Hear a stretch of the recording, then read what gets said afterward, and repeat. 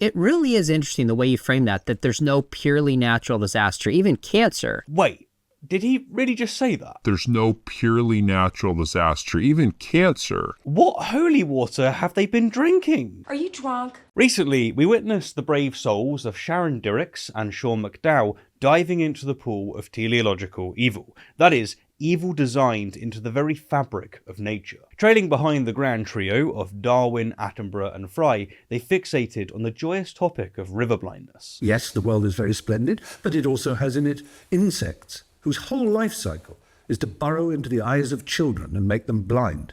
They eat outwards from the eyes. Why? Yeah, why?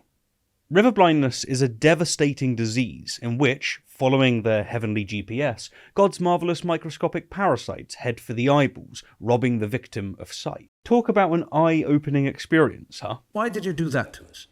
You could easily have made a creation in which that didn't exist. A good question, you might be thinking.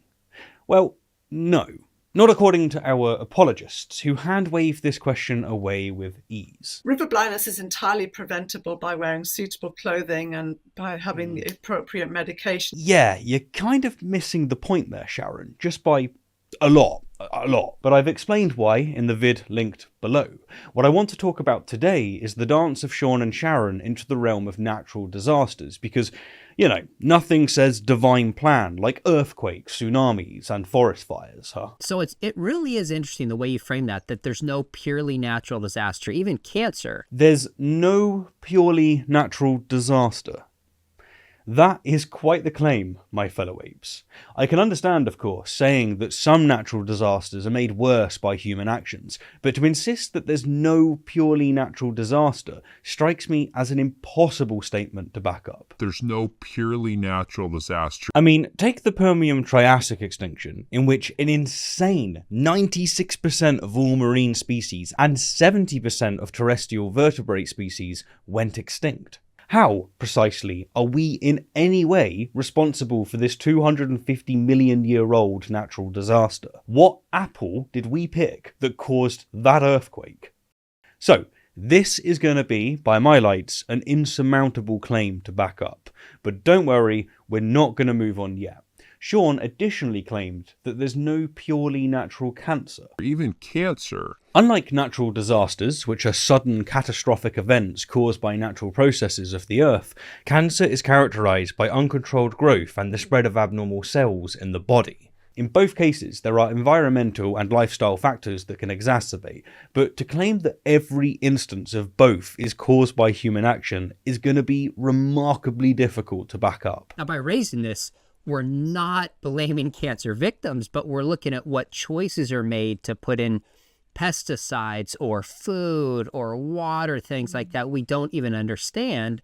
There's human effects that are there. Talking of food, this video is sponsored by why are we even talking about pesticides? Put it this way. Who's the mastermind behind the wild setup where our diets and cozy proximity to Mother Nature's mood swings can have an impact on natural disasters and cancer? Is it a cosmic prankster? Is this a joke? Why do we need to use pesticides in the first place? It's because, according to Sean and Sharon, God deliberately created the world so that if we don't use pesticides, our crop yields will be critically low, nutritionally deficient, and carry life-threatening diseases. Why? Then there's our water supply. Why did the big guy think that it was a neat idea to add a sprinkle of cholera into our H2O? When did he say that the world would be better off if some of his sentient creatures die of over-evacuation? You could easily have made a creation in which that didn't exist. Why did God create some foods to be practically an RSVP to the big sea of cancer? Did we miss some celestial memo that said, don't eat meat? Famines are clearly affected by corrupt governments again and evil. That is fascinating. And I don't think we could ever calculate how much that is, but I suspect it's a lot more than we could even know and grasp. Yes, and I think famine is probably lying at the boundary of natural or man-made disaster. Here's an interesting fact. There's an entire category of natural famines that are not man-made. they're called natural famines. As a single example, take the Sahel famine. This famine devastated the Sahel region of Africa, which includes countries like Chad, Ethiopia, Mali, and Sudan. It was caused by a prolonged period of severe drought that led to drastic reduction in food production. Now, yes, we can say that human actions will have made this famine worse, but to label the famine itself entirely man-made would be to display a drought of one's mind, right? The point is that there are lots of famines which are caused by things such as drought, floods, crop disease, and other extreme weather events that are simply not our fault. Sometimes it's man-made in that it's kind of war and political systems that prevent resources getting through to people. But that wouldn't make it man-made though, would it? Just because we humans have a knack for turning bad situations into worse situations, this doesn't mean that we're the architects, does it? Think about it. We're talking about man-made worse, not man-made from scratch. Let's not forget, so far as Sean and Sharon see it, the blueprints of this universe, with all of its quirks and quibbles, come from the big designer above. Sometimes it's natural that the land kind of just doesn't, weather conditions don't enable kind of growth of crops. But either way, if you had irrigation, which is entirely possible, then you ought to be able to, water crops and so on. So famine is a complicated one. All right, let's reel this back and focus on what we're really talking about here. The million-dollar question is this. Why is there teleological evil, the nasty stuff that's woven into the very fabric of God's creation? And now, Sean and Sharon have steered the ship to famines, painting a picture where human exacerbation in some natural disasters is somehow a justification for why an all-powerful, all-loving God would include all instances of teleological evil and natural disasters in the world's design in the first place. It's like saying, hey, since we can throw gasoline on the fire, why question the existence of the fire at all?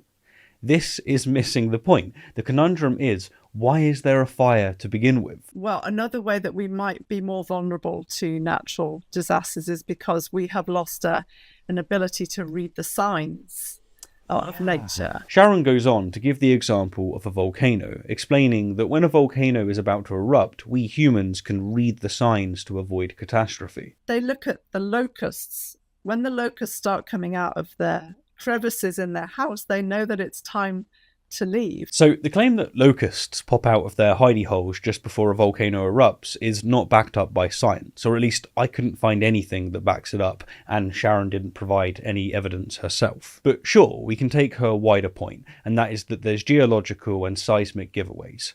However, do these signs really answer the question at hand? No.